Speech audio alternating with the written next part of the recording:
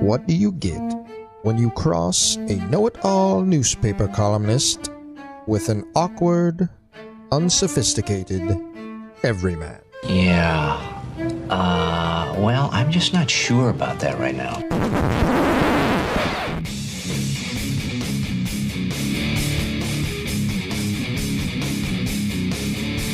Welcome to Couch and the Rube.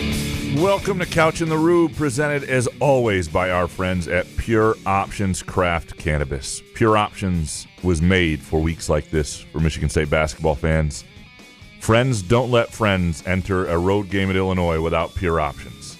Go to pureoptions.com, download the app, join the Pure Perks loyalty program, have your Pure Options experience tailored just for you. I love the app. The app is fantastic. And you can go to locations in Mount Pleasant, 3 in Lansing, Muskegon, Detroit. Let them know we sent you. They always like to hear from it, and by supporting them, you are supporting us. And our Friday afternoon show is presented by our friends at Firekeepers Casino and the Firekeepers Eye Casino and Sportsbook app. If you're thinking about putting money on the Illini, download the Firekeepers app today, or just head on down to Dacey's Tap Room and Sportsbook and I-94 in Battle Creek. Enjoy the game best you can, and bet the game whichever way you want, or whatever you want to this weekend. There's some great Premier League stuff as well. There's one game we'll get into in a moment. But download the app, Firekeepers Eye Casino and Sportsbook. Jason, how you doing, brother? This is CNN. Really good pianist. Hey, Ben. Happy Valentine's Day. Thanks, man. What are you guys doing? You guys celebrate? I know you don't celebrate Christmas, but that'd be great if you guys like celebrated Valentine's Day like hardcore. Or we went Sweetest Day, all hardcore, nothing else. That would be us. Yeah. Hallmark movies are great that day. We started dating around Valentine's Day in 2013. So it wasn't that was our first date was February 8th, 2013. Jesus. First official date. You remember that, or does she remember that? I remember it. She forgets it every time. Damn. Yeah. You know what we the did? opposite for me. Tia remembers all those dates and stuff. We went to painting with a twist. It's called over at Frandor, where you do you're like with a class of people, and you can bring snacks and wine, and you paint as I thought my painting was good. She thinks my wine looked like a guacamole, but when we moved to the house we live now, she would not let me put it up anywhere. It's in the basement somewhere. Makes sense. Yeah, just like everything else that you can't put up, like your 2 TVs if you wanted. There are certain things that make sense. Like this, I thought it looked like art. She thought it looked like crap, and so she won. That's why art is fun, because you can pretty much do whatever, and it's considered art. Yeah, right? I mean, yeah, no, entirely, that was especially if someone that you love absolutely hates it and shits on it. I mean, so we went out to dinner that night, first date all those years ago, and you remember the Irish place? No, I'm fucking around, forgetting the name. Over in Eastwood. Shillelaghs? No. Shillelaghs? Oh, this is going to drive me nuts. O'Malley's? Hold on. Give me O'Brien's? No. This is the worst. I should know this. I have a gift card that I'll never use because it's closed. Hold on. Oh, Cladaga? Clada. Thank you. Thank you for helping me. I thought you were going to just yell Wilt Chamberlain or something. The Clada. And they, you're thinking it's romantic. They put us by the fire. So naturally, I just start sweating profusely. We both thought we had to move. I had asked to move because I was just raining buckets of sweat on our first date. It's hot. Yeah, it's really hot. Hot in a lot of different ways. Yeah. So did you get date night, but not like it's not because it's Valentine's Day. It's because it's Friday. Oh, so how about you guys? You doing anything fun? Absolutely. I think we're gonna make something for dinner together, and then we're gonna do some sort of art project later on tonight. T's big into the art. I like doing arts kind of stuff, and there's no games on tonight, right? So, I mean, it's a perfect time. Valentine's Day is a perfect time.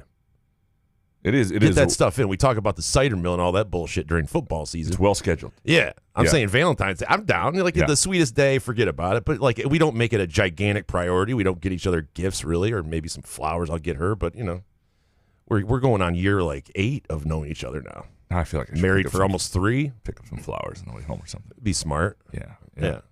Story worth telling, of course, presented by our friends at Midtown Brewing Company in downtown Lansing. Not a bad Valentine's date, and they've got some specials going on. If you are looking for a place that has some character, a great menu, and a place that'll look like you didn't just throw it together and go to Popeye's Chicken or something, which, by the way, is pretty good. No, not taking strays at Popeye's. Because we might do that You're tonight. giving strays. Yeah. But if you want a place that's looks like you put some thought into it and you're going to enjoy Midtown Brewing Company in downtown Lansing. If you get some drive-through Popeyes, though, that's a right to get, No offense to Popeyes. So yeah, actually, I don't mean to give offense to Popeyes because one of the closest I think, I don't want to say we ever came to divorce, but the most I've ever seen Elizabeth truly disappointed in me to the point that it shaped the way I think about this franchise, and I'll never go back. When Popeyes first opened on West Saginaw, you get these lines around the block. Oh my God. It was brutal. Yeah. And she really wanted, anyway, I went over there and I looked. I was like, that's like an hour, man. I can't. No we're way. not doing that. No chance. And now it's great because there's no line and the food's just as good. And I don't know, people just whatever. But it is fascinating when a place opens like that after a while. There's a Wendy's over here that used to be an old ass Wendy's, and they just mowed it down and put up a new Wendy's. And I drove by there after a show, and there's a line like out the ass. I'm like, it's just a Wendy's. Like, go to Frandor and get that Wendy's. Is it because of the new equipment? Like, what is this fascination about people that have to go to this place? I actually went to that Wendy's. You're talking about downtown not long ago when it was before they leveled it, when it was closed, and didn't realize it. I sat there waiting for a minute. I'm like, wait a second, it's closed? What's going on here? But anyway, so I'm sitting there in the Popeyes line that's not moving. I'm not doing it. And I look kitty corner, 100 yards away, KFC. So I ordered the same version of everything I was supposed to do pretty much from KFC. And I brought it home thinking, we'll get by this. She'll be happy with my resourcefulness. Not good. I can't go back to KFC. It's like, it's not. She's in the right, though. She is. That's an asshole move. Like, why would you? I don't know. That's not what people want. When you're going in and you're thinking about certain food, and then all of a sudden someone brings you home, even though it's somewhat close. Yeah. It's equally as annoying. The fact that you thought that you could just all of a sudden supplement that. It was a bad move. I can't stop thinking about you at Wendy's when it's fucking pitch black over there and nobody's in there. You waiting for a single with cheese or something. Not the brightest cat in the world here. I'm just saying, but it happens at not just the Wendy's. It just happens at any restaurant that opens, like Panda Express in Eastwood or something. It's like, have you guys not eaten at a fucking Panda Express before? You're willing to wait 2 hours? Like, there's no chance. I'm impatient. I cannot do it. It is amazing. I don't know how the human brain. And first Cask of all, and Company, all of our sponsors for sure. But I'm going to sit there in a Panda Express parking lot for an hour. And we're talking premium restaurants with great, with great reservation systems. I just don't. First of all, I eat my food in 6 minutes, so I'm not going to wait more than 6 minutes. 4.5 minutes too much. Just wolf it down. Dude, there's no way. It's 6 minutes. I mean, anyway. You put a bib on. I used to eat in an apron. I used to eat spaghetti in an apron. Should go back to that. Boxer shorts Look and at an your apron. computer. Put an apron on your laptop. Boxer shorts and an apron. Then my roommates came home once. Yeah. Anyway, we are going to we're going to dig into your Groovy Donut Twitter questions momentarily. Some really good stuff. Big MSU basketball discussion today. Some other fun stuff as well. But before we do, we'll dig into what we are betting this weekend, presented by Firekeepers and the Firekeepers iCasino and Sportsbook app. Are you betting anything this weekend, Jason? Or are you using the Valentine's Day weekend off? Absolutely not. What does that have to do with anything? Me losing money. Definitely the Genesis, the golf tournament. It's definitely, I don't know if there's any value left. It's tough. The weather is crazy in San Diego at Torrey Pines, so I'm going to try to gamble a little bit on golf. But I've been trying to talk myself into tomorrow night. Michigan State 5.5 last night. But I'm sitting there looking at your preview, and you have them Illinois winning by 6, and I just don't know if I can talk myself into it. I just have to watch that game? I wouldn't bet Michigan State. I understand what you want and what you don't want me to do, but I'm just saying, I just feel positive. Like when we were talking with Harry about it, I'm like, it just seems like a lot. If they go in there and shit the bed. Anyway, so I don't know.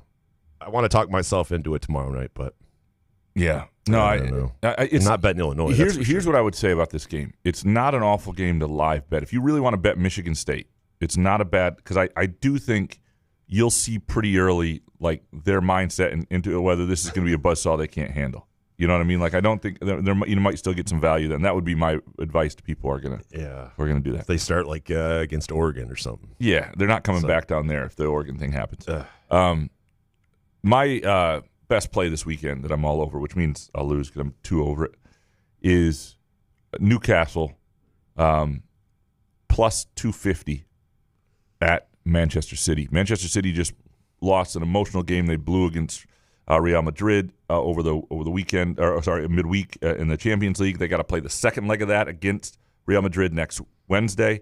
And in between that, you have a really difficult game against Newcastle that didn't have any European commitments all week. They're ready to go, and I know it's at Man City, but boy, the way Man City's giving up goals, I think you could play the over here probably a little bit too.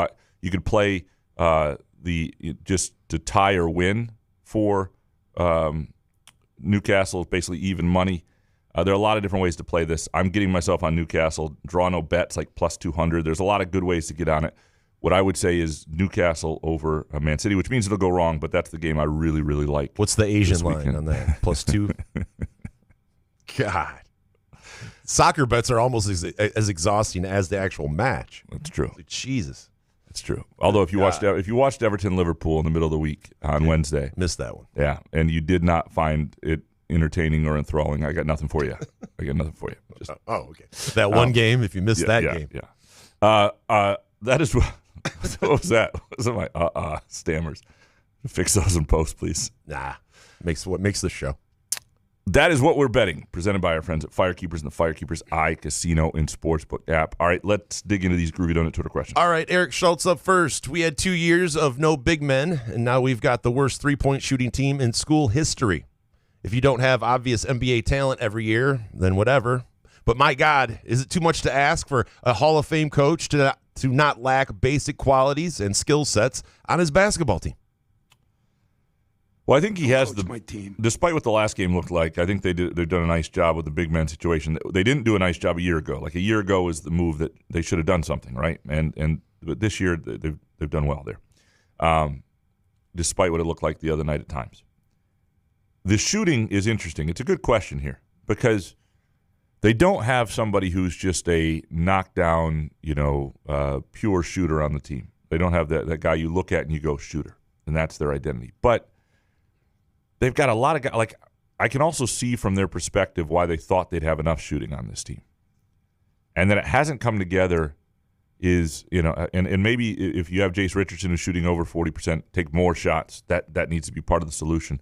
The Jaden Akins part of it's the biggest thing because Holloman's not been great, but he's been okay. I think that I thought Booker and Kohler would both be shooting more not Booker more, but I thought Kohler would be shooting at a higher percentage and Booker would be shooting at a higher percentage. But Jaden Akins is your guy, and you're talking about a guy who's shooting in the low 30s. You just can't do that if you're going to be in his role and have as many open shots come your way in big moments. They need him to be a minimum 36, 37% three-point shooter, and it hasn't happened.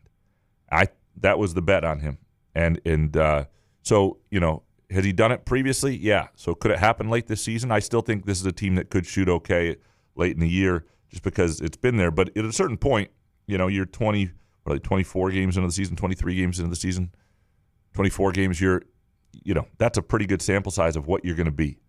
And outside of a few moments, the first two Big Ten games against, back in December and then here and there, they have just not been adequate at it. And it's cost them. And it's affecting how teams are playing them. It's affecting a lot. And so in terms of roster construction, I can see why they thought they had enough. It didn't pan out that way. I think when you start to look at next year, and again, Kurt Teng is somebody, should be back in the program, and maybe he's that pure shooter. So maybe you'll be okay if you're replacing in the rotation. You add Teng and you lose Akins. But I think you have to look at adding shooting next year. Garrick Norman, another guy who's not in the rotation, is another shooter. So that's part of the issue too. I think going into this year, I could see why they thought they had enough. They clearly do not, based on the way they performed.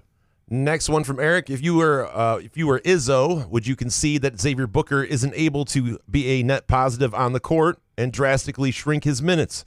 At some point, you are what you are from three, and you can't drop more games, hoping he'll figure it out, basic nuance of the game when it hasn't happened yet. Yeah, I mean, I would start to treat Xavier Booker sort of like they treated Pierre Brooks, right? Pierre Brooks was a shooter. No, I don't mean drop him entirely. What I mean is Pierre Brooks was a shooter, but that wasn't happening, and it was like if you're not going to bring this value, you got to do something else. And Pierre Brooks didn't. I think Booker tries and will. And they, Pierre Brooks could be on this team too, and that was a guy who was a shooter, but didn't bring a whole lot else. I'm surprised that it hasn't happened for Booker. I really am, because you look at the shot and it looks like a sweet shot, and he's clearly capable at it. I think it's something they need to look at in the offseason, why they aren't getting the best from guys who are capable shooters or have had shooting seasons. Or is it between the ears? Well, a lot of it can be. Yeah, sure. But I don't think that's Booker's issue. I really don't. We'll see how Booker. This is going to be a really interesting stretch because every game from here on out, even the Iowa game where you're playing a team on the road, and I know it's a matchup they like, but okay, maybe not the Iowa game. We'll see what happens in the Iowa game. But every game is probably going to come down to the final 3 minutes. Every game, possessions are going to be important. You just can't give them away. There are going to be different matchups that work better for different guys. And Booker has had matchups within this season where he's added value. Can he get there again? I don't know. I don't know that I would concede that, though. I don't. Because ultimately, this team getting anywhere that's going to satisfy this season or this program, it requires growth, and it requires guys doing things they haven't done consistently yet, more consistently. And I think a lot of that comes down to fears. You need Richardson to continue to grow. But if you could get, and we've been saying this for a while now, but if you could get Booker to do what he does at its best consistently, and you see him when he attacks and other things, if you can convince him that's and if he's not going to do that, then I think you drastically reduce his minutes. Maybe next. Will every team's standard operating procedure against MSU be the zone? Will standard game prep include zone scenarios? I think you're going to get baited. I don't know. Teams aren't going to go away from what they do or don't do ever. Teams that don't functionally practice a zone defense usually aren't very good at it. And that's what makes Syracuse so difficult. It's why Syracuse has such late in Boeheim's career when they weren't great teams, but they still had long athletes and played the zone. They wouldn't do that well in league play because everybody's used to the Syracuse zone. They play it year after year. They practice against it. And they weren't that great a team talent-wise. You get in the NCAA tournament, and everybody's like, shit, what is this? These guys are 7 feet, and they play a zone and they do this well, and they're connected. That was why they made all those runs. It wasn't just the MSU game that was a disaster in 2018. So I don't know that the zone will be the thing. I think how they're played, who they bait to shoot. Because ultimately, I think a zone eventually can be picked apart. I love a zone. First of all, I hate zone defense. Let me say this. But I love a zone as a tactic, as something that changes something up. And Indiana used it perfectly, right? They're down 20-8. They're about to get run off the court. They changed it up. And I think that's still where it's most effective. But yeah, they got to be ready for it. They got to be ready to be baited into shooting. UCLA did it to some degree too. There were parts of the court they were like, "This is where we want Michigan State to try to shoot." So they got to be ready to have teams play to their weaknesses. Alan Pearlstein next. What's Coach Izzo's record against teams playing zone defense? 0-437. So Cockburn. Most of his losses. The voice of Gorham softball. Does Pure Options have anything that will make me not feel feelings? And being an MSU fan is exhausting. I don't know if there's anything that's made me not feel feelings from Pure Options. Is there? Sure. I'm sure. Is there a level? There's dabs. There's kind of the concentrate kind of THC. I'm not involved in that. That's like another level up for me that I'm not at currently. So I definitely know there's some weed that I've taken that where I don't feel feeling like. Depends on how much you smoke or take or whatever. I mean, I've overdone it for sure. Where I'm like, what's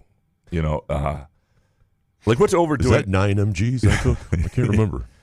Overdoing it for me is like 40 mgs. See, but overdoing it, that's the great thing. Like if you overdo it at home, I just go to bed. Yeah, it's not like dangerous. I have a chill spot. Yeah, it's not dangerous. Nope. But yeah, there probably are levels. If you go to a Pure Options and you say, I don't want to feel. Yeah. They will help you. They will talk you through that feeling. So, if that's where you are. Well, if you could say, listen, my sports teams are kind of ass right now. Right. I like to not feel. Yeah. What can you help me out with? Pure Options will help you. Yeah. TK next. Which is more illegitimate? This MSU basketball team's postseason prospects or the Couch in the Rube 1000th episode? Well, we put in most. I mean, I think if MSU was like so we're like 98.5% of the way there basically when we said we were at 1,000. I think if MSU right now was 98.5% of the way to being their best, people would be okay with it. So I'd say they're less legitimate. I see what you did there. Yeah, thank you. Nate Hamilton next. MSU has the largest gap between free throw percentage and 3-point percentage in the country over the last several years. Do you think we'll see any regression? If so, would you expect three-point shooting to improve or free throw shooting to decline? So what he's pointing out is usually what you see here is teams that are good free throw shooting teams are also good three-point shooting teams, right? It's a tendency that you see when you measure players and their ability to become better. Three-point shooters are usually tied a little bit to one or the other. I think part of what you have here is the guys who have really improved their three-point shooting or free throw shooting are not guys who are great three-point shooters. And so it's where Cohen Carr, Carson Cooper, guys who are real liabilities there have gotten a lot better.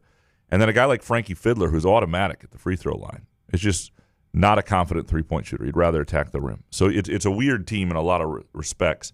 I think at this point, I wouldn't expect any regression from anything. I wouldn't expect regression toward the mean from shooting because it's been this long, or from free throw shooting. I think they are what they are. Now, I think, you got to hope there's some positive regression in the free throw shooting, in the three-point shooting.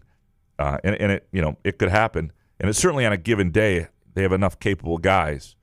But, the thing about going 4 for 23 against Indiana is as bad a night as that is, it didn't feel out of character.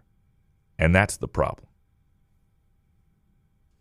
Joey Sparty next. Is it crazy to think MSU should have tried matching Cohen Carr to defend Malik Renault? Nothing else was working, so why not? Also, I think Carr may have been effective at cutting into the zone, but understand he was likely a trade-off on the offensive end for the potential defensive upgrade.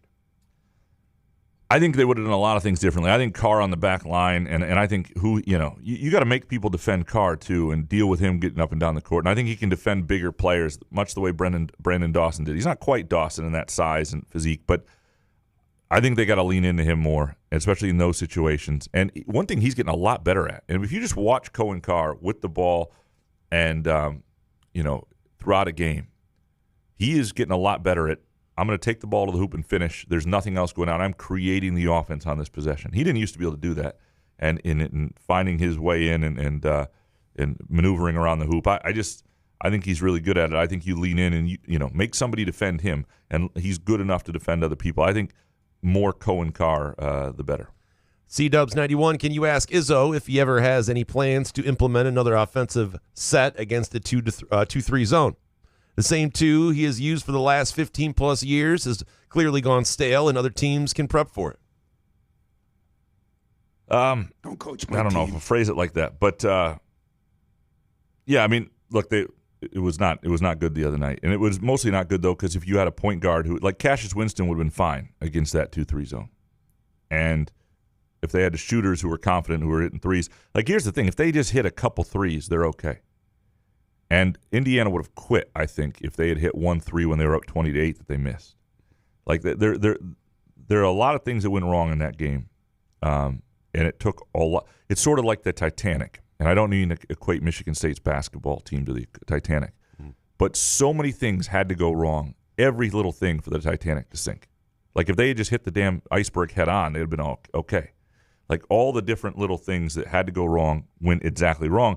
And the other night, you get the foul trouble. You get the not taking advantage of the open threes when it's 20-8. You get the off night from Fears that's brutal. And there are just so many little things. And then the unpreparedness against the zone. It took a lot of them to lose a really close game in Indiana, who's playing okay. So I don't think there is. I think there are lessons in that game. Like coaches talk all the time about, possessions matter, wins and losses matter. Like.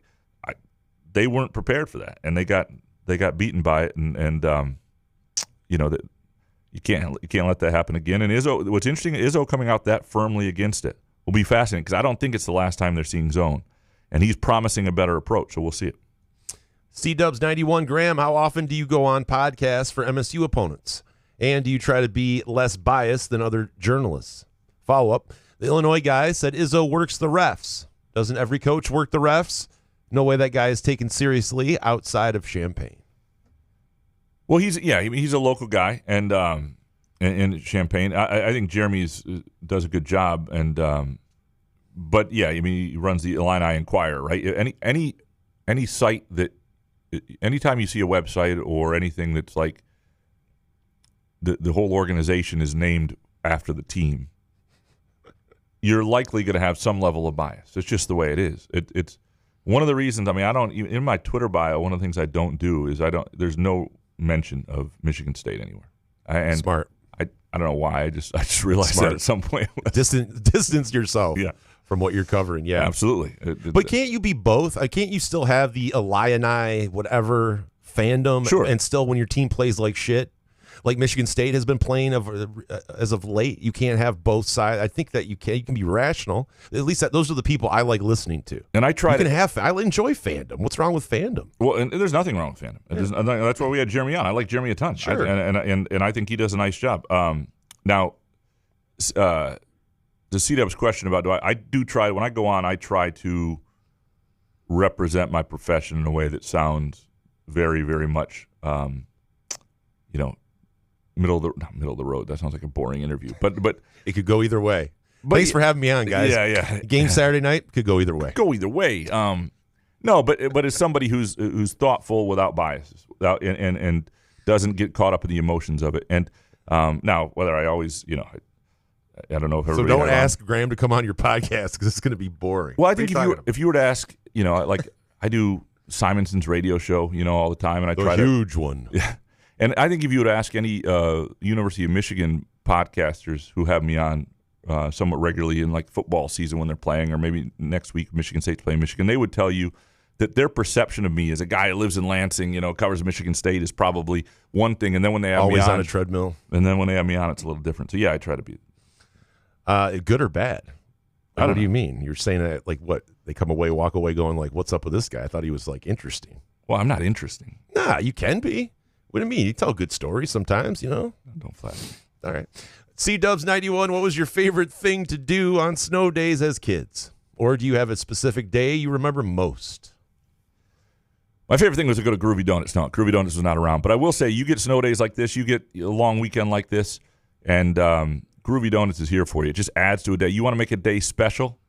You got a day off work. You got a little extra time to whatever. Groovy Donuts will add to that day. Will add to the memory of that day. Remember that day?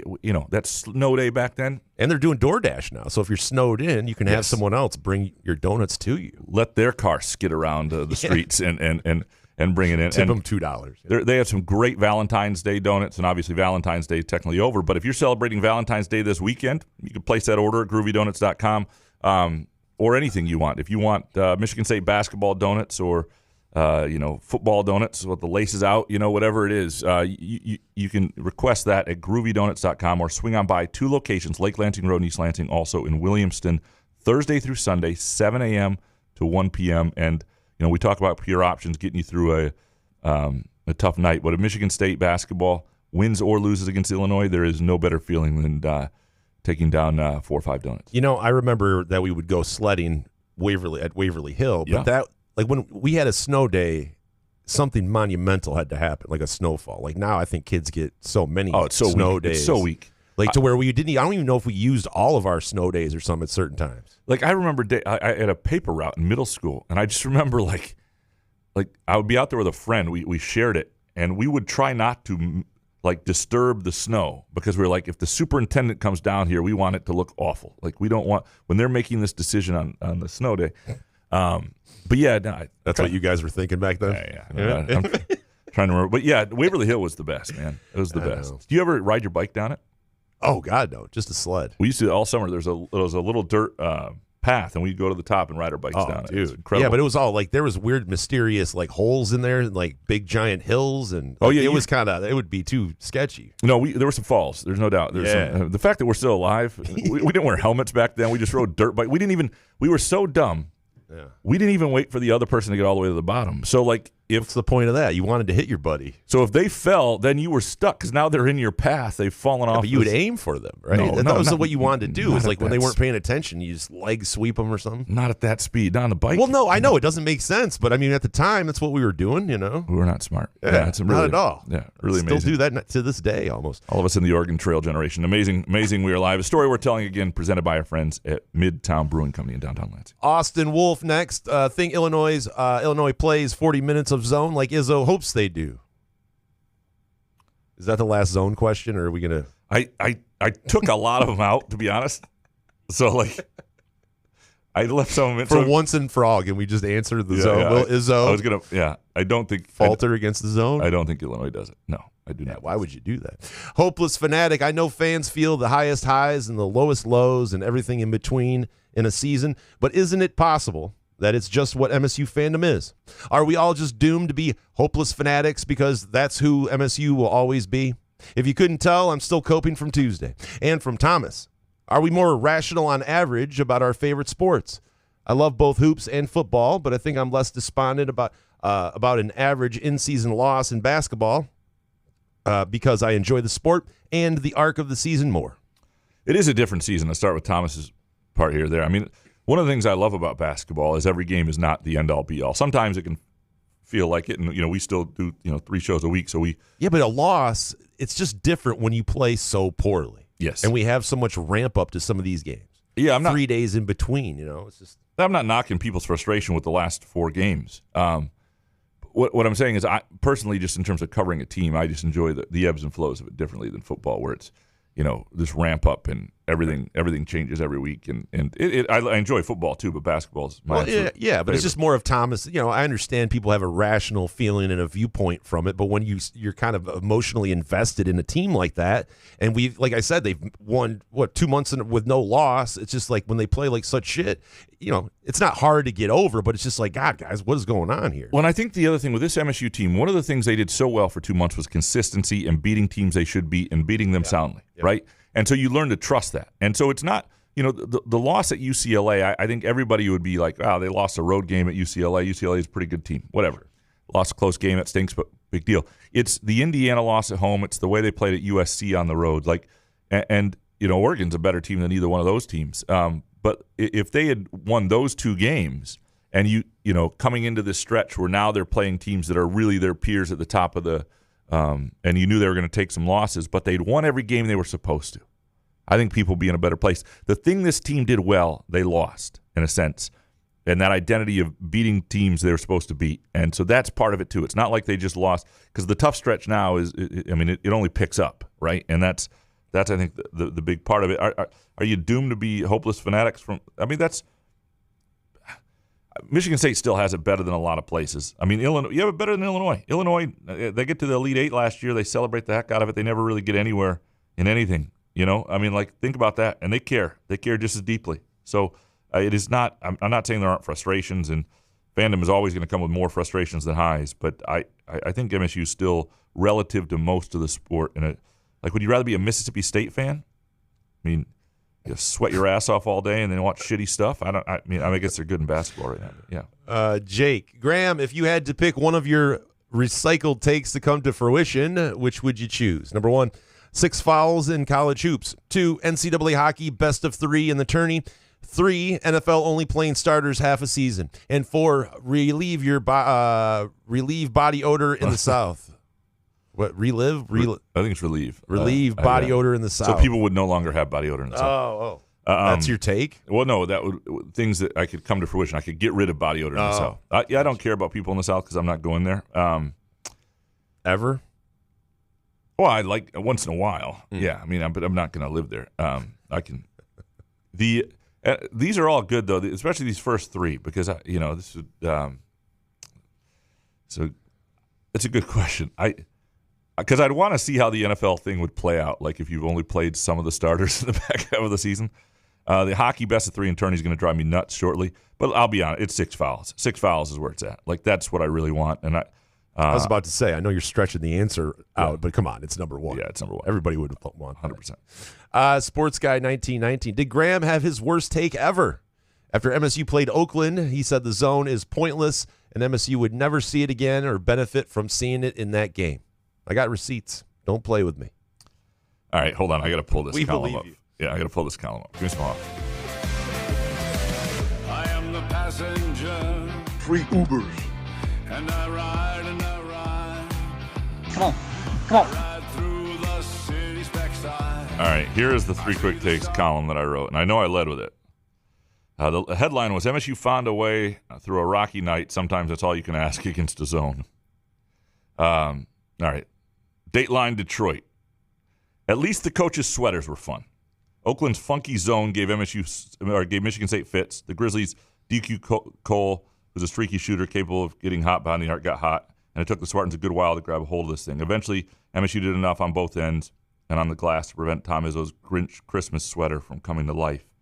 Nothing you thought about this MSU basketball team before Tuesday night 77-58 win over Oakland has changed. I've learned over the years not to make snap judgments after games where one side successfully mucks up the flow with a zone defense. It's not really basketball. If zone defense was the norm, the sport wouldn't be on TV. I sure as heck wouldn't watch. Moreover, the results can lie to you both ways. How about this doozy from a column take on November 23rd, 2015, after the Spartans diced up Eastern Michigan's zone? Quote, Javon Bess can be MSU's second most important player. Holy smokes, they pay me to write this stuff. Anyway, so I hate zones for that reason. Really like good pianist. Like Jason hates soccer. Give me a 0-0 soccer game any day over a basketball game with the zone. And I truly believe if zone was the prevailing way that the sport was played, that there would not be on TV. Like they didn't have the zone in the NBA when Magic and Bird were taking the NBA to new heights in the 80s. If they had, we wouldn't even know those guys were. No, I'm kidding, at that level. But like Ban it. Well, Right? I Can't think run it. I respect it as a strategy. I think I might have even said that in there. But you'd rather watch a 0-0 play or soccer game? Come on. Yeah, Nah. I just cannot stand it. It's not fun. Like every time you see a team that plays all zone, you're like, this is that game. It's not to say, that especially now with this Michigan State team. Keep in mind that this was written in December 18th, and what had just happened is Michigan State had played 2 Big Ten games where they shot the piss out of the ball. They shot really well, and so I did not think the 3-point shooting was going to be the issue that it's become long term at that point. So it was, every take is a snapshot in time. I still hate the zone. Still freaking hate the zone. I understand it's part of the sport. But you respect it. I respect it as a strategy. I think it's not fun to watch. Yep. Jay Riemenschneider, as much as we made about the how tough MSU's final month of games are, have you seen Michigan and Purdue schedules? They are probably just as tough, so no excuses for any of those teams if they fall back. Yeah, no, Michigan's schedule. Hold on, let me pull this up. There are a number of teams that has to have tough schedules. Out of the sky, yeah, the bright in the hollow sky. It looks so good tonight. Come on. All right, so Michigan. I think Michigan State's schedule is harder a little bit, but Michigan's at Ohio State, tough game, and that's Sunday. Then they have 5 days off, which Michigan State does not, and that's a real before they host MSU. But pretty quick turn then at Nebraska, which is tough. Rutgers at home, Illinois at home, Maryland at home. A lot more home, and then Michigan State on the road. There are plenty of room for losses there. 100%. They're going to have to play well. It's a little bit easier schedule than Michigan State. And Purdue, Purdue obviously has to go. They host Wisconsin, tough game. And that's tonight, Friday night. To Michigan State. At Indiana, which is a rivalry, so even though they're a better team, that's not a gimme. Home to UCLA is a good team. Home to Rutgers, and then at Illinois. So Purdue's schedule is probably up there with Michigan State's. The whole Big Ten is like this. I really think the top, 6 to 8 teams in the Big Ten are really the top 6, but maybe top 8 teams are capable of a Sweet 16 performance. I'm serious. Like everybody thinks that's. Like the SEC's, and the SEC may wind up being everything they look like right now, or they're getting touted to be.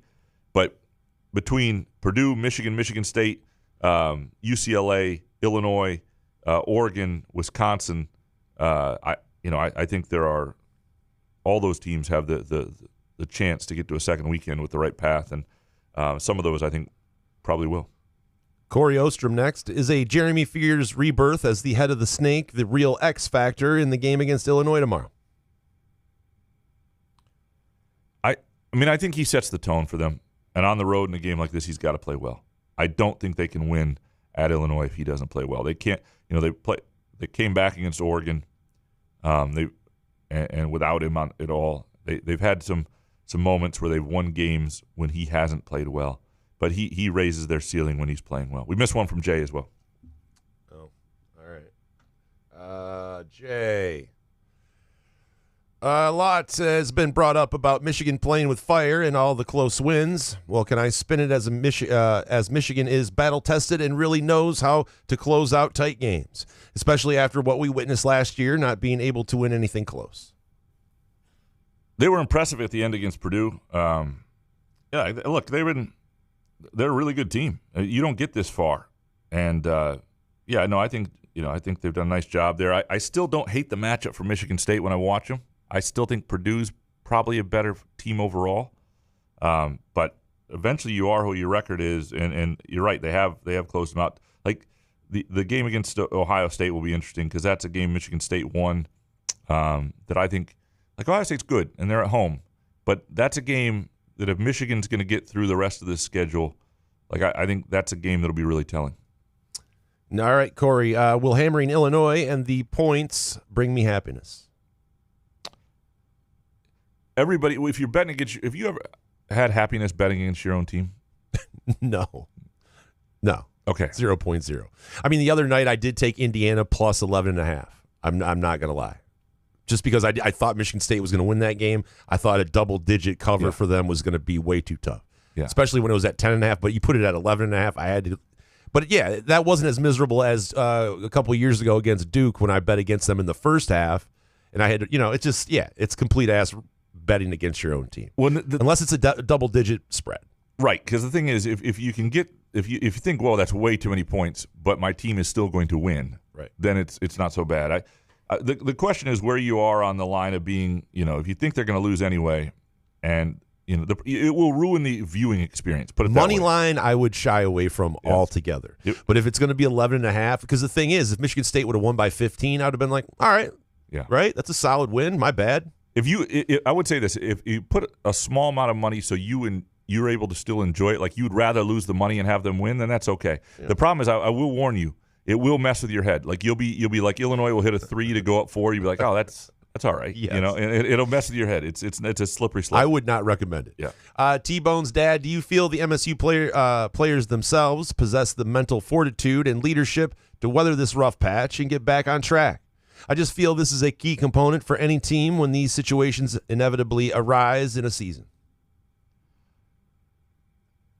I don't know. I think they've been a pretty resolute team most of the way. But, until you hit a patch like this, there are a couple moments of this season, the way they came out against North Carolina. I know North Carolina hasn't been as good. There are some moments that make me believe they'll be fine in terms of that stuff. But they can't shoot right now. So it's hard to build confidence if you and none of your teammates are shooting the ball well. Jaden Akins is the guy I watch because I think when he's playing well, even if he's not shooting great from the perimeter, when he's dialed in, shooting well, attacking, when he feels himself a little bit of swagger, that's a really important thing for Michigan State. I worry about that for MSU a little bit and for him because I think it's weighing on him. He knows his lack of shooting has hurt this team. And he has not been the player that he was supposed to be, and I think it bothers him greatly. I mean, he knows that some of the struggles recently are tied to him. T-Bone's dad, did Ryan Day and Matt Patricia seriously team up? Can this be considered the most perfectly paired buddy duo since Andy and Red and Shawshank? First of all, do not compare that movie. Like the fact that that movie and Andy and Red are in the same sentence as Ryan Day and Matt Patricia is really offensive to me. Yeah.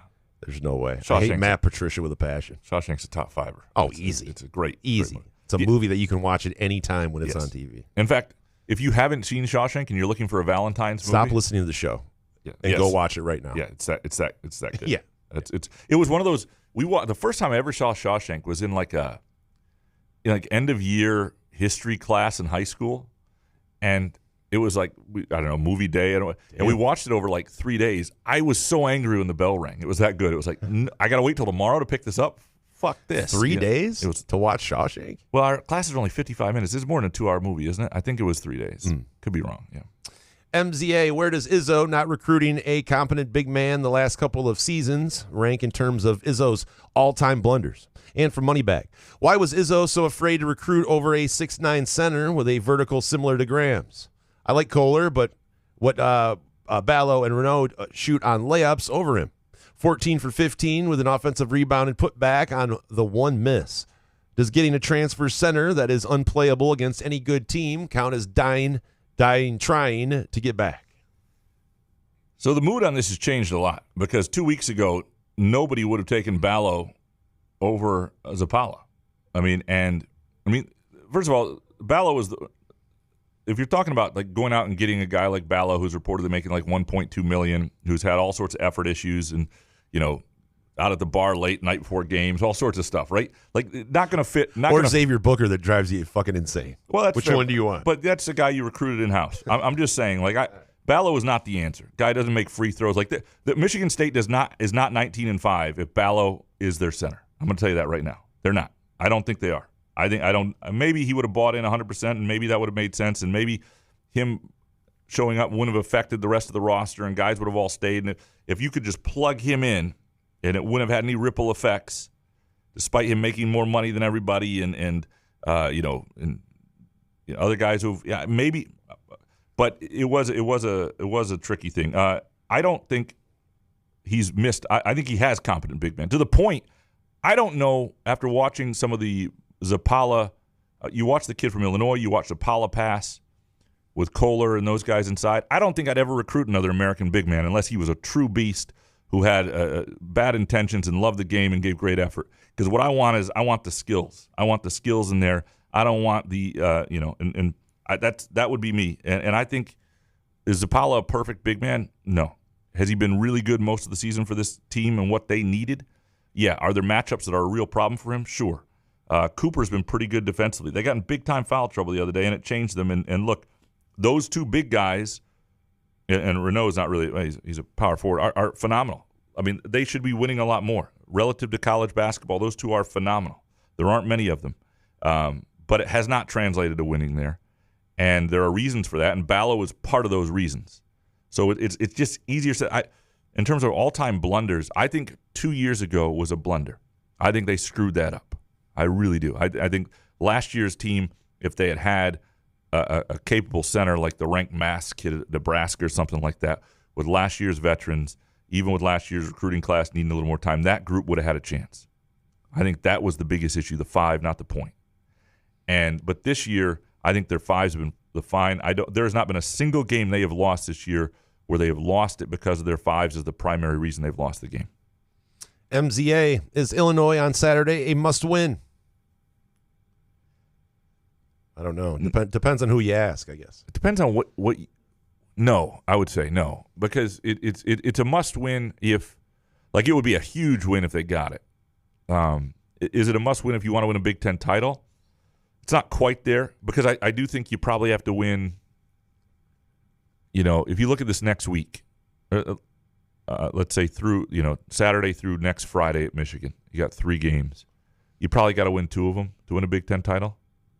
And I think Illinois is the least likely they're going to win. It's not like winning at Michigan. Is it a must-compete then? Like if they get beat by 15 or 20 points, yeah, right, it'll be devastating on Monday. If they lose by 3, like a buzzer beat or something or other like that.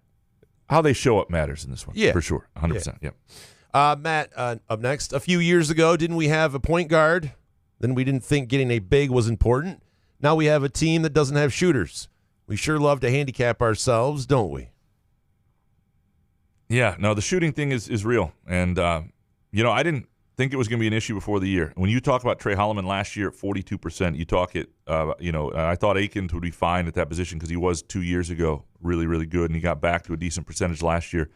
It's just, it hasn't happened. What if I showed you like the shooting percentage game by game without the score? I would love to know your prediction for what their record would be for this season. Because I think with shooting so poorly, the fact that they actually had 2 straight months without a loss, I mean, it's just insane. You can talk about the schedule and it being pathetic or whatever, but man, sometimes. At a certain point, you have to adjust. To me, and I know Jaden Akins has had big games, and I don't know that you're here yet with him, but at a certain point, you want the ball, the open shot that's going to him right now needs to go to Richardson, needs to go to Holloman. And use him. He still can be effective coming to the basket. He's still a really, really effective defender, really big role on the team. But too many of the big shots that are open that are coming to him and he's not making, maybe they need to go to somebody else in terms of how you're orchestrating things.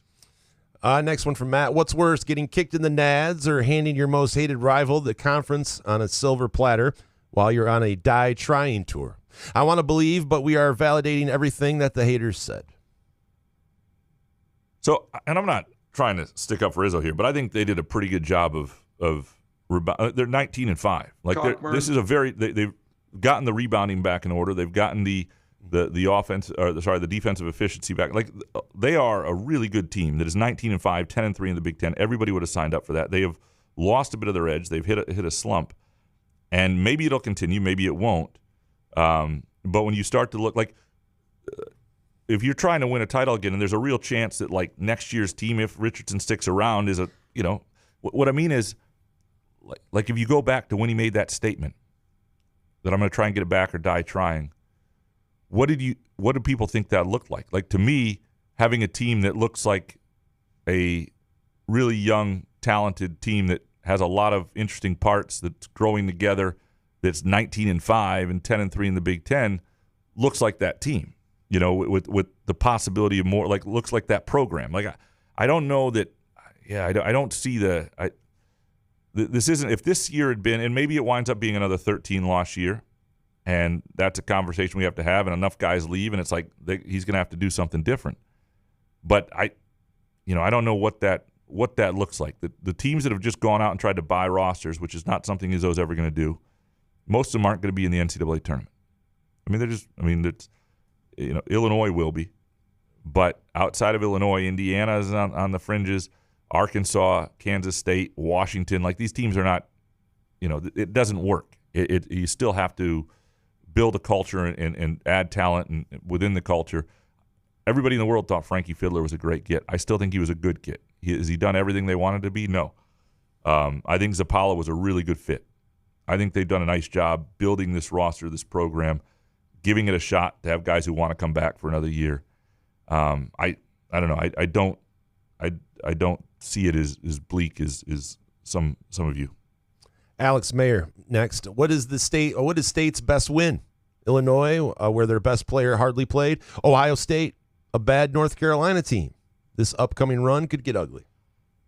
It's probably, in terms of what it did for the season, it's North Carolina, even though they didn't wind up being that good. Because North Carolina was playing okay at the time, and also it was an eye-opening game that gave them a ton of confidence. It was the way that happened, where it happened, and how they came out of the game. And they didn't have Jace Richardson for that game, remember? And so that game in Maui was, I think, a really important game for this season. The best win, though, otherwise, is Illinois. It's just from a Ken Pom perspective, it's that. Ohio State on the road would be the other one. That they're top 30 Ken Pom, and that was a really Michigan State looked like the better team the whole way. Aside from Ken Pom, I got to say the Oregon win. Playing that poorly, albeit at home in front of that crowd and everybody being disappointed at half and coming back and playing and getting that win, I thought for sure that was going to turn that season of the shooting slump around for some of these guys. That was a really impressive. Yeah, you're right. That's a good argument. They've had a number of good ones. Everybody was devastated at halftime. I could not imagine going to that locker room and then coming out and getting on the run they did. And I was like, damn, here we go. There's no question that outside of Illinois, who they play again, every opponent other than Iowa who's left is better than anybody they've played, other than Kansas, I guess. But so that's daunting. There's no doubt about it. It's absolutely a daunting schedule ahead. Alex Mayer, I've been rooting for Booker all season, but is he actually unplayable right now? Can't shoot, no moves down low, non-existent D. I don't know if he's unplayable, but he's one of those guys that you get him in and you see what you're getting, because he's had some games where he's really helpful, where he is the match, where he's the anecdote for what the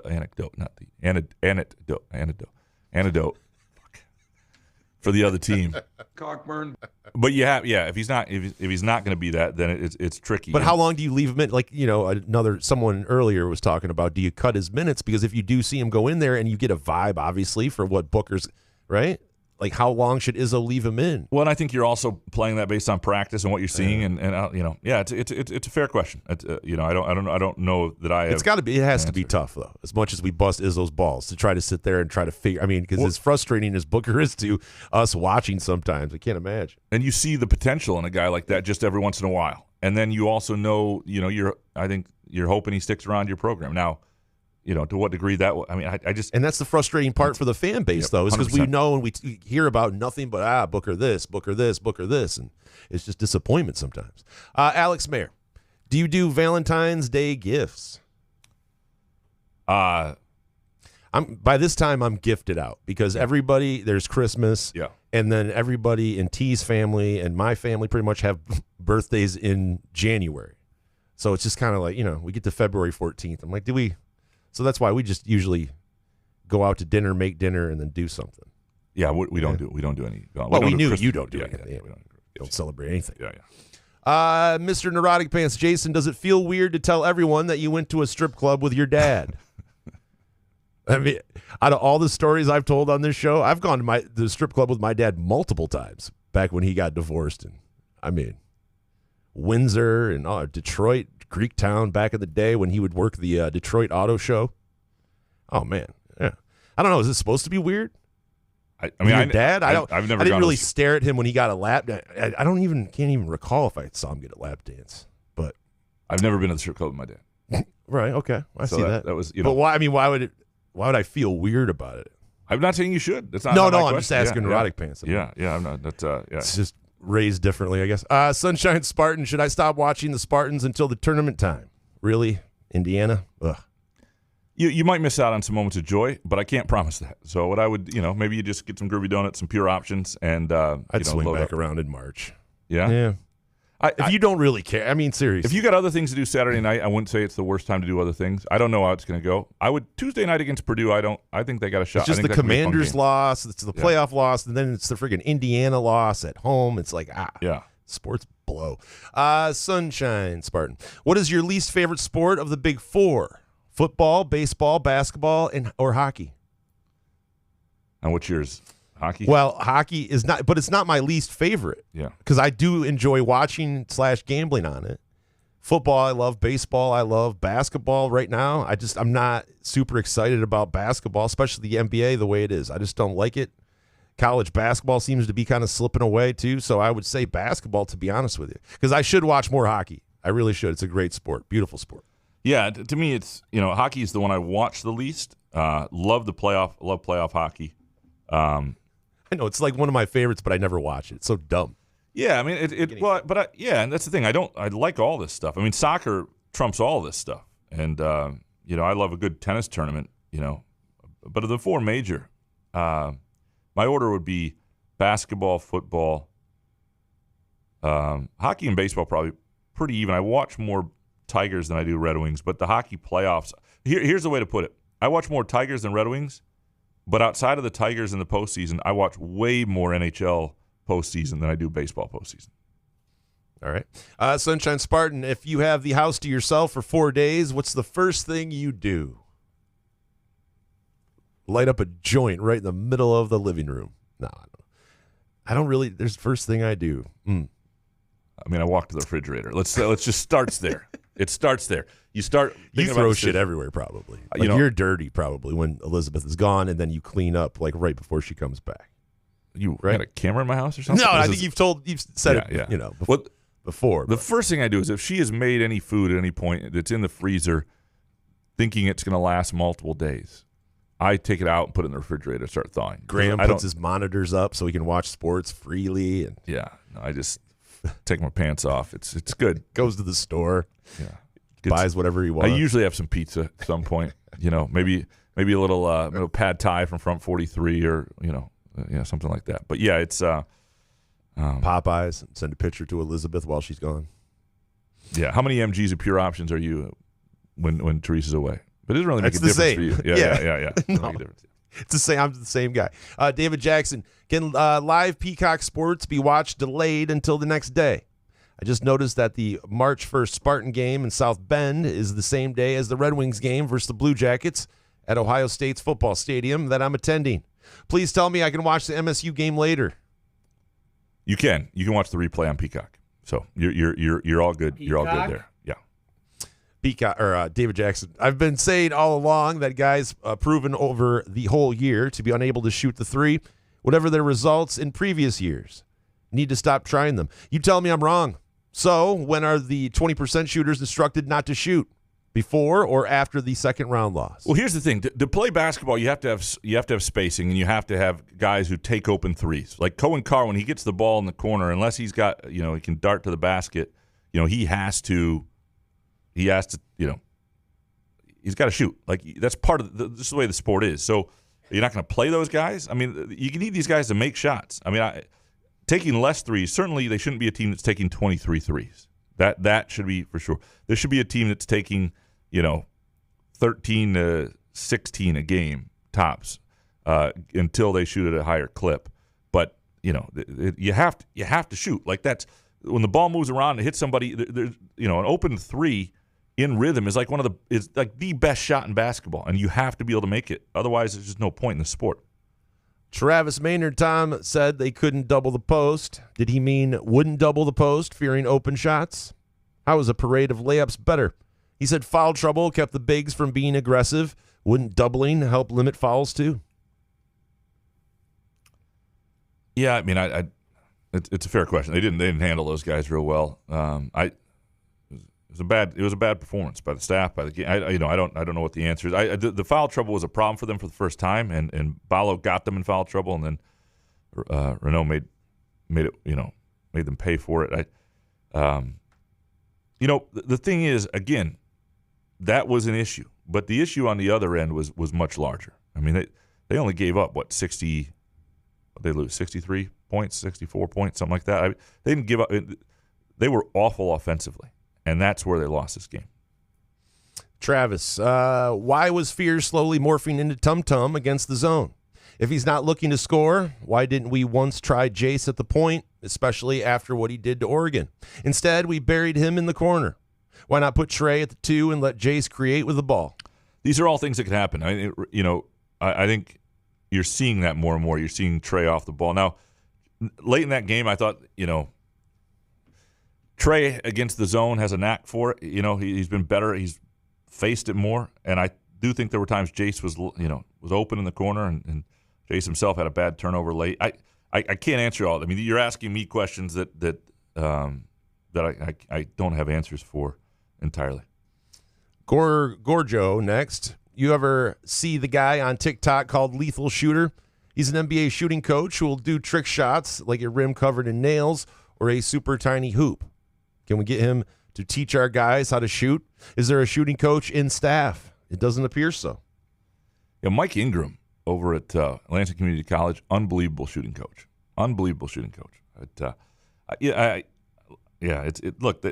been a struggle. It's not been a struggle for the program over time. I was going back through the numbers. They've got a number of teams that have gone over 40% collectively for a team, or high 30s, mid 30s at the lowest. This has not been like an issue until very recently. So I don't know that it's an actual program. I think it's more personnel related, and it's sort of fed on itself. Scotty Green's El Camino. I find myself not watching MSU games live. I much prefer watching it recorded. Can't stand most broadcasters. Way too many fouls. Skip through the free throws and commercials. The flow in college basketball game is ass. I find it more enjoyable experience. Am I crazy? If you cannot know the score, this is the better way to go. But the problem is...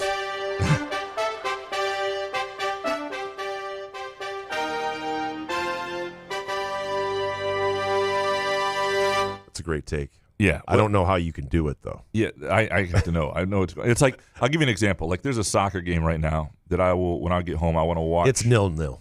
Oh, yeah, probably. Yeah. It's fair.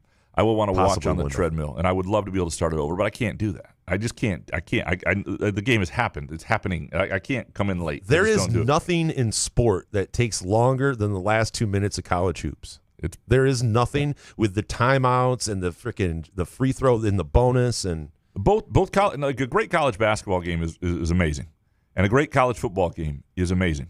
But largely, what we mostly see, I mean, if you just said, without the affiliations, without the passion, without people being like, think about the number of questions we have about Michigan State basketball. People are passionate. They are hurting. They need pure options. They need Groovy Donuts to save them. By the way, how did I miss the live read opportunity with Groovy Donuts? Like, what am I going to do if my wife's gone? Right when I first stop, I go to Groovy Donuts. I pick up a dozen and I eat them all weekend without her. I don't share. That's what I do. Groovy Donuts. If your spouse is leaving for the weekend, by the way, Groovy Donuts is a great way to get yourself a treat that you don't have to share for the first time in your life. and Couch doesn't have to cut it up with a knife and fork. Correct. You have a donut in his hand. Yeah, groovydonuts.com, 7 a.m. to 1 p.m. Thursday through Sunday. But I lost my train of thought here where I was going with this. Donuts. Fuck. No, it was before donuts. Hold on. Where's basketball? Games are, yeah. If it wasn't for the passion we have, like, there are better forms of entertainment. I mean, if you go to a Grand Rapids Drive or Motor City Cruise game, way better basketball than what you're going to see at Michigan State. You won't have the crowd intensity, but better level of hoops. The college football, I mean, is really a shit product, but we are obsessed with it, so it works. But they're riding on that obsession, not the quality they put out there. Scotty, would you guys consider having a listener event at a Tigers game this summer? Oh, man. Maybe pick a bar where we all meet at and then head over to the game. I can just see everyone huddled together, hanging on every word of a horrible couch story. Picturing what an incredible scene Scotty Green's El Camino sets here. It's like everybody sitting around me telling. And then I took another spoonful of the oatmeal. And it's unbelievable. He wouldn't look me in the eyes. He looked right through me. You believe that? Yeah, if we did that, it would have to be like a day game, I think. It would be like a Thursday afternoon getaway day type fun. I mean, what if we do that and no one shows up, though? Then we're Couch in the Rube Day here in America. Then it's just you and I at a baseball game. That's cool. That works. So depressing. Kevin from Mars next. Do you think MSU football has a realistic understanding of where they're at in the Big Ten pecking order? You mentioned Alan Haller believes this team should compete for top 6, but based on recruiting, Smith is at least 3 years away from that being realistic. Do they fire him and start over? They can't. Nobody. I mean, yeah, let's fire him. Yeah. First of all, there's no evidence yet that you need to do that. Number two, it's just too soon. I mean, Alan Haller would be tied to that, so then you're firing your AD and you're starting over in a number of ways. The other problem is, like, say, even if and I don't think there's evidence that this is a bad coaching regime yet. I don't. Has it been as quick and as aggressive in the portal as maybe or in recruiting and as people would like? No. I mean, I think everybody, people were hoping that there'd be like 5 stars already and there'd be, I get that. The other problem you have is his contract is 7 years. And in this day and age, if you're not doing buyouts anymore, these coaches are going to stick around because with the revenue sharing, that's 7 years, about $7 million. So take that out of your quarterback, your running back, your receiver. That's coming directly out of what you can afford to pay somebody somewhere else. And so you want to suck somewhere else, that's fine, but you better damn well make sure that it's worth getting rid of somebody if you're going to if you're not going to keep them around. That's the one thing that's going to be really interesting. I think the buyouts are going to be written differently for a lot of coaches because schools cannot afford to pay them anymore and do what's being asked of them. Some dude, how should I feel about Couch completely bogarting my February swoon take of 2023? Honored. Is that where that came from? I appreciate you, some dude. I swear I use that. I'll have to look back at some of my February. It's like when Graham likes a bet of mine. I go, fuck. Or like a show recommendation. He's like, oh, I love that. I'm like, oh, no. If I stole it from you, I apologize. I steal a lot of stuff from people. But I swear I'd used that before in February of 18, 19. Some dude, how much of Couch's regimen comes from listeners of the show? How many do listeners of the show bogart Couch's malarkey? All in fun. Love you, Couch. And goddamn it, no more February swoon. How much of what? Well, I do. Could have left that one out. One of the values of this show and the listener takes is I do get a sense of what people are thinking and what they're interested in, and that helps me tremendously.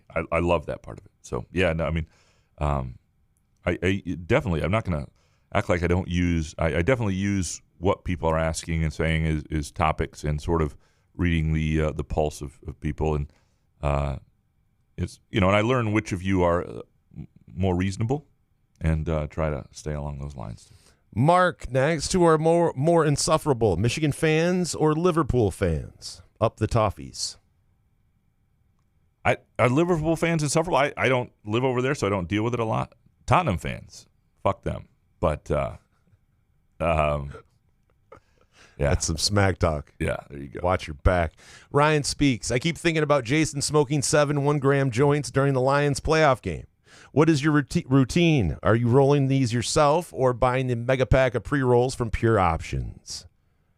Sometimes it's I usually like to buy the packs of pre-rolls if you can get a deal on those, but honestly, I don't mind rolling them up. I kind of find it therapeutic to get some sort of shake or something like that, grind up a bunch of weed, and then it's kind of therapeutic for me just to sit there and kind of pack them in and roll them for the day. It's kind of a nice thing. So either way. By the way, Ryan Speaks is the one who kept track of me, you, and Harry in our picks all year. Yeah. And I ended up ass. You wound up, total last. 47%, 63 wins, 71. Harry and I were identical, 70 wins, 64 losses, 52%. So Harry and I. Why don't you guys go 69 somewhere then? We might. How about that? We might. But it's interesting how Harry in the NFL was really good. He is good. He does it with Cousin Sal all year long. I'm telling you. 40 and 28 in the NFL. He wasn't as good in college. My strength was college. I was 36 and 30, 55%. Jason doesn't have strengths. Thomas, why is the February slump so consistent for men's hoops? I wonder sometimes if Izzo is more likely to back off on coaching this time of the year to see how the guys respond to situations, but I guess they could also just be tired before the final push of the season. Yeah, it's a good question. I mean, every team's going through it. It would be interesting to see how comparable it is to other programs. I mean, this year you're seeing a lot of 4 and 5 game losing streaks from decent teams. Yeah, but I don't know. I don't know what's there. If there's if the season's just long enough that you're going to hit a moment in time, and that's just why it happens. I don't know what the constant variables are. Chris K. next. What's going on with MSU basketball parents on Twitter? Is this concerning? And from Scott U, what are your thoughts on the MSU parents' playing time posts on Twitter, specifically with Norman's mom on no playing time, and now this week calling out Wojcik for not getting Norman in the game? Yeah, I mean, Jason if there are others, I don't know, but Jason Richardson basically saying that Trey Holloman not playing or not being on the court that long against his own was wild, was interesting, because here's a guy who was celebrating that coach a few days earlier. And he has that credibility, obviously, as a former NBA player, and his son's on the team and all that. Amy Norman, she loves her son, and I would expect. Is Wojcik holding Gehrig back? I don't. Is that what we're saying? Yeah, I'm not. Unbelievable. She loves her son, and I would expect if she was my mom to defend me the same way. Yeah. I mean, but I. Would you, though? I would same want my way. mom. You'd want your mom blasting it out on Twitter? Well, not on Twitter. Not on Twitter. I don't know. Yeah, I get it. Look, and maybe these guys deserve more. Maybe they do deserve a bigger opportunity, and maybe the shooting woes. It is a tricky spot at this point, because they do see him in practice. And for Norman, you've got Kurteng playing ahead of you as well, and that seems to be it seems like there's a lot he would have to jump to be part of the rotation this year. But if shooting's this big a problem, is there a chance one of these guys gets a moment, gets an opportunity in a game? I still don't think it's completely out of the possibility. Chris, up next. Am I overly optimistic for thinking the losses for MSU basketball, while damaging to the conference title hopes, aren't the end of the world? USC, UCLA, and Indiana are all talented teams that either had a major home advantage or something to play for, and sometimes college teams have off games. The year isn't over. Yeah, I mean, the Indiana game was just awful, because if they win that game, sure, the LA trip stunk. They came back against Oregon. Izzo's got the record. It just feels a lot different. The Indiana game's the one. It's just, I mean, I think USC too is one they should have won, but that's the game that's just going to stick, and you got to make up for that. And if you go to Illinois and you win a game like that, all of a sudden you do, and the whole vibe changes. This is not a perfect team. They do not have, somebody that can just carry them night in and night out.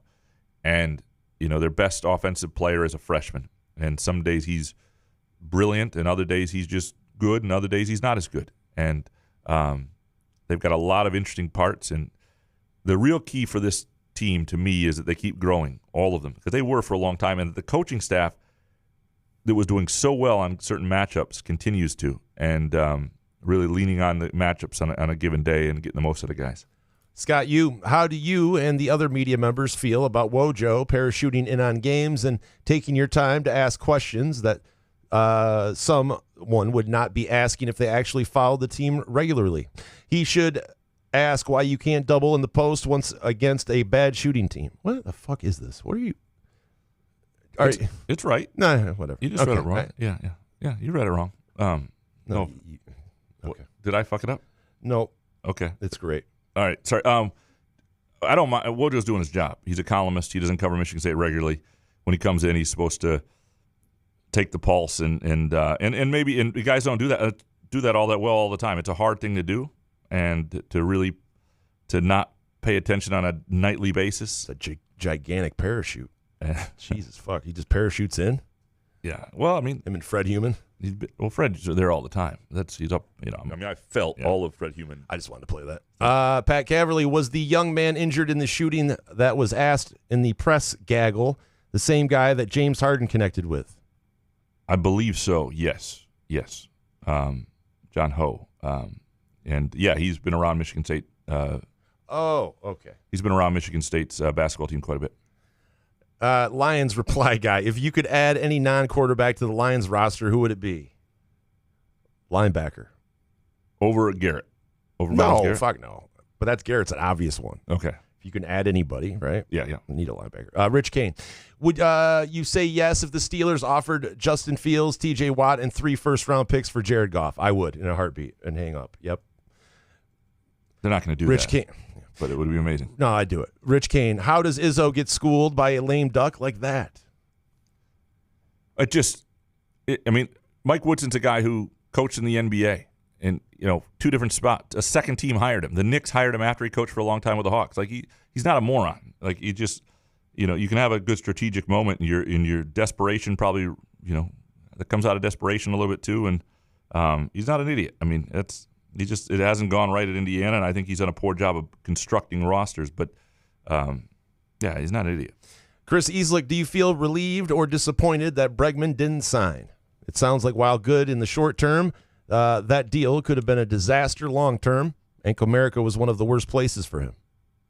I don't mind it. Now that I know the Tigers, it would have been great, but they offered him. Correct. They made an offer. From what I heard, it's substantial. Yeah, 6 years. They gave him the same opt-out kind of things in his contract, apparently. So, I think there is a little bit of relief, not that they didn't get him, but that the Tigers actually were willing to spend. Now that that's out there, it's like, okay, at least that's a. But does that something. bother Chris Ilitch that some players don't want to play in Comerica though? Well, Comerica is an issue for hitters, but that's what I mean. So, but are you getting pitchers who want to be there because of it too? Maybe, I don't know. Damn it, then. Yeah. All right, Chris. Why do people get so bent out of shape about snow? P.S. I typed white elephant in the room when talking about this weekend's snow early this week. This show runs my life. People just like weather. We write stories about it. Meteorologists are the most popular people in the world. People like weather. It's just a thing. I don't know what it is, but people love the weather. So it's the old line, it's old women talking about old men talking about the weather or whatever it is, that country song. Yeah. Jesus. Randy Travis, maybe? I don't know. I believe you. Joe Naughty. John. Graham, do you ever worry that Solari will look over at your laptop during basketball games to copy off you? That's why I drop so many groovy donut crumbs on it. Graham. The more I make it hard to look at, the less he's likely to copy. Jarrett, would Graham increase MSU's 3-point percentage if he was able to play 15 to 20 minutes a night? No, I would be exhausted. These guys, the funny thing is, as bad as they're shooting, if you saw any of these guys shoot on their own, you'd be like, holy shit, that guy can shoot. You'd be like, wow, Jaden Akins makes 7 out of 10 when he's shooting on himself. Geez, that. It's harder to do at that level. Jarrett, who will get a higher seed in the NCAA tourney, men's or women's MSU hoops? That's a really good question. I'll say it right now. That's a good question because I don't know where this men's hoop season is going to go. Give me women's hoops. John, when adopting the neighbor's cat, do you put a litter box in your house? No. The cat knows that would change our relationship if it ever went in the house. When it's time to go, it's got to go. And what do you mean? How do you know? What if the cat is somewhere in your house, just dropping a log somewhere? The cat, we've not found any, and the cat when it wants to go out, it comes, looks at me, and I walk gives out. You a head nod. Yeah, it gives me a head nod. Yeah, the cat and I came over today. We hung out for a while, puts its little head in my hand. I scratch under. Yeah, it's we have a little shucka. Yeah, we hang out all the time. Yeah. Ken Chu, spring's right around the corner, right? That's the best thing about February is it's almost over. Like March feels like spring. Big basketball games. You get your first 60-degree day. It's coming. All right. Ethan, Charmella, better chance to make the tournament, USC or Indiana? I think Indiana has a better chance of making a run. Ethan, by the end of their careers, who's the more beloved Spartan, Aiden Childs or Jeremy Fears? Ooh, if you had to guess on this, who would it be? Childs or Fears? Fears. Yeah, I think you're probably right. I think he's around more. Yeah. But all it would take was one great football season, and we'd be totally. Oh boy, would it! Yep, I'm here for it. Captain Sparty Graham, why don't you let Jason ask questions during interviews? I'm sure it will be better than you saying a take that we've heard 100 times than just 69 for the rest of the interview. Let Jason shine. Yeah, Couch, let me shine. I'm sorry. Yeah. Guy never lets me ask a question. No, it's unbelievable. I have a bunch. I write them down the night before. I go and crack my whip. I'm like, you keep your fucking mouth shut. I got nothing to ask these dudes, man. Original Dark Mantonio, I know this scenario would almost be impossible with the amount of games left, but would MSU fans be okay with Michigan winning the Big Ten if MSU swept them this year? No, because MSU basketball doesn't measure itself against Michigan basketball the same way. Like a Big Ten title would be, what MSU wants is a Big Ten title, right? I guess if you're saying if Michigan won it, but they swept Michigan, and maybe that would help. But it's just different. There's not that insecurity that comes with the Michigan basketball program for Michigan State fans versus the Michigan football program. Original, I know you say SEC doesn't care about basketball, and yes, outside of Kentucky, it is always football first.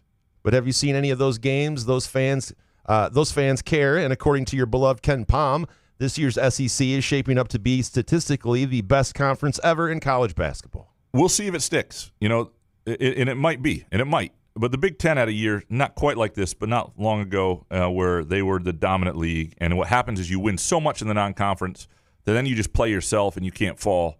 And all those guys, Luka Garza and Kofi, Dick Bag, Cockburn. Cockburn. Thank you. Those guys all never got out of the second round, but that league was supposed to be incredible that year, and so we'll see. Maybe it happens. I don't think they care as much, but they're obviously right now. I could be wrong. Could be an all SEC Final Four. HW Couch keeps stating the Big Ten title game means nothing because the committee makes their selections 10 minutes after the game.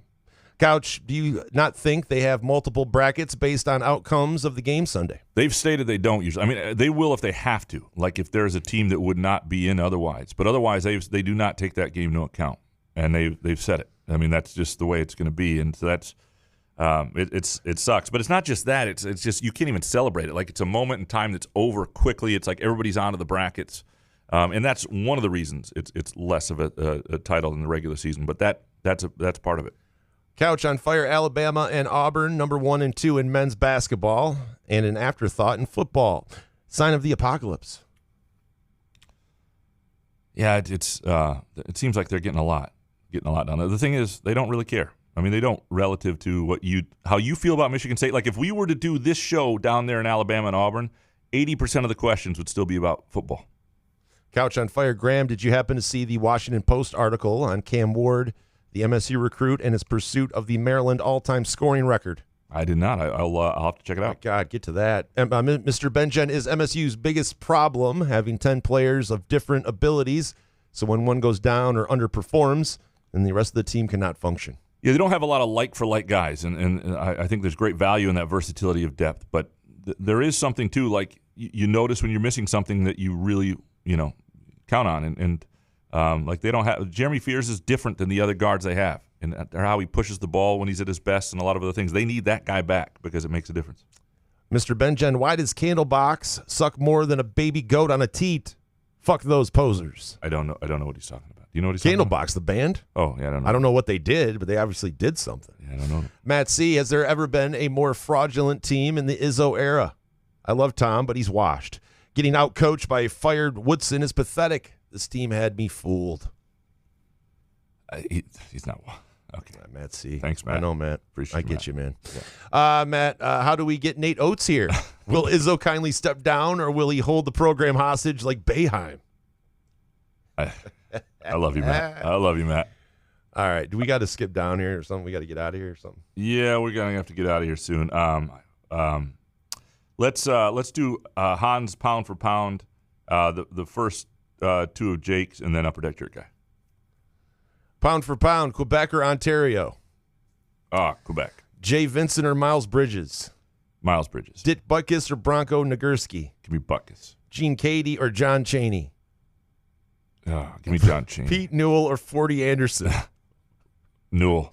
Ottoman or Byzantine Empire? I don't know. Duffy or Biggie Munn? Give me Duffy. Sam Vincent or Drew Neitzel?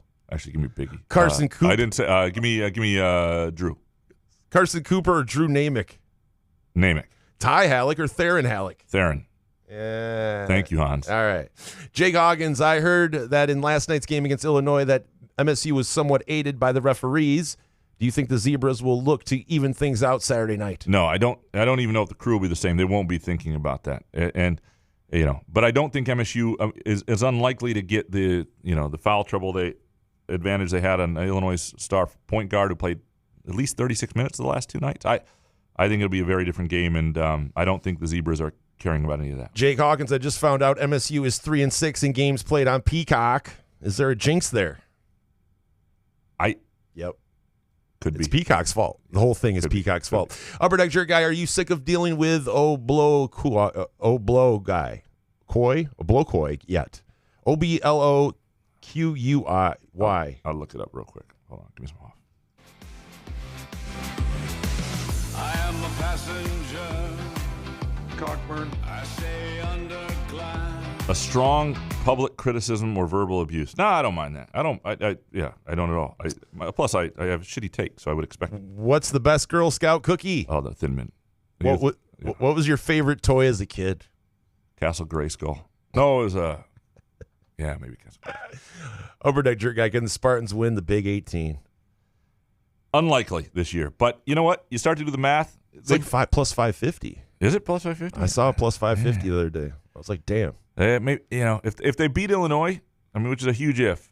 You know what? If they win they can. Plus 550 is not the worst. worst. Should we sprinkle? Yeah. Jerk Guy, what's the most disturbing thing you've ever witnessed in person? Outside of this show?